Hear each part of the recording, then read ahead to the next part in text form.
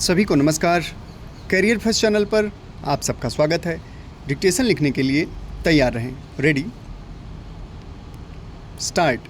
दुनिया अब इलेक्ट्रॉनिक युग में प्रवेश कर रही है। इस नए युग का प्रतीक है संगणक। तेज़ी से फैलता संगणकों का जाल दुनिया को ज़्यादा चुस्त, कार्यकुशल और गतिशील बना रहा है। समृद्ध देशों में तो स्थिति यह है कि घर हो या दफ्तर या कोई कारखाना, संगणक हर जगह सेवा के लिए हाजिर है।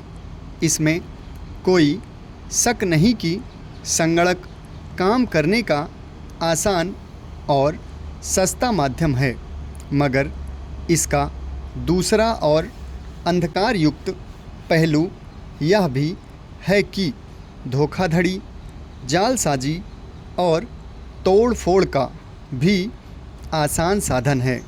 अपराधों की एक नई किस्म को जन्म दिया है, जिन्हें आज संगणक अपराध के नाम से जाना जाता है। जैसे जैसे संगणकों का जाल फैलता जाएगा, वैसे वैसे संगणक अपराध भी उसी अनुपात में बदलते जाएंगे। कई संगणक अपराध आज भी बड़े पैमाने पर होते हैं, मगर उनमें से सिर्फ 10 वजह यह है कि अक्सर या तो वे पकड़े ही नहीं जाते, और यदि पकड़े भी जाते हैं तो कंपनियों के प्रबंधक अपने व्यावसायिक स्वार्थों के कारण इन्हें सामने लाने से कतराते हैं। एक जाने माने संगणक विशेषज्ञ हान पार्कर का दावा है कि संगणक अपराधों से अमेरिकी कंपनियों को हर साल 500 करोड़ रुपए की हानि होती है। संगणक कंपनियों के मालिकों का आरोप है कि पार्कर महोदय तिल को ताड़ बनाकर पेश कर रहे हैं।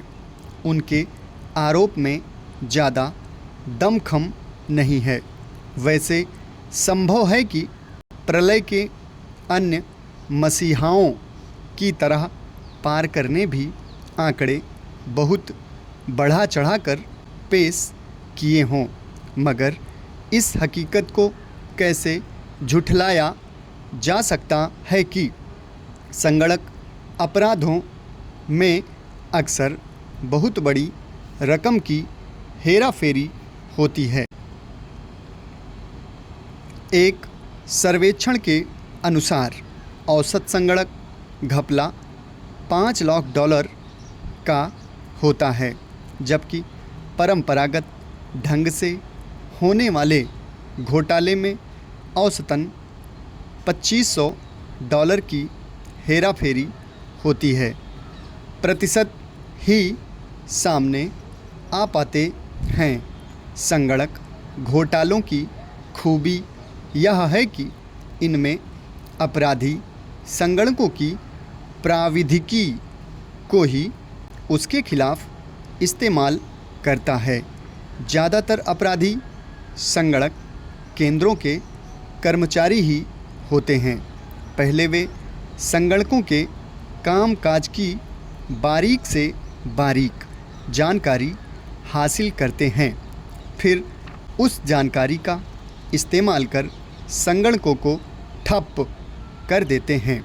संगणकों की अपनी कार्यविधि भी बहुत हद तक संगणक अपराधों के लिए जिम्मेदार है।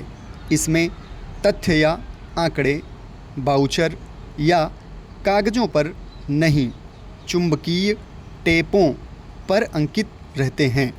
इसलिए अपराधी को कागज़ों में घोटाले या जालसाजी करने की ज़रूरत नहीं पड़ती।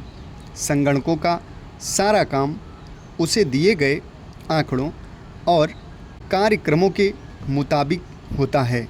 इनमें हेर फेर करके अपराधी मनचाहा लाभ उठाकर भी बेकसूर बना रह सकता है। जब से बैंकों में वैद्युतिकी धन हस्तांतरण की व्यवस्था हुई है, संगणक अपराध भी तेज़ी से बढ़ते जा रहे हैं। यूँ तो यह बड़ी आरामदायक व्यवस्था है। इसमें इलेक्ट्रॉनिक संकेतों के जरिए पलक झपकते बड़ी से बड़ी रकम हस्तांतरित हो जाती है। पहले धन के हस्तांतरण के लिए हस्ताक्षर लिए जाते थे। वैद्युतिकी व्यवस्था में सिर्फ आंकड़ों और संकेतों से काम चल जाता है, जिन्हें सिर्फ धन हस्तांतरण करने वाला अफसर ही जानता है। समाप्त। धन्यवाद।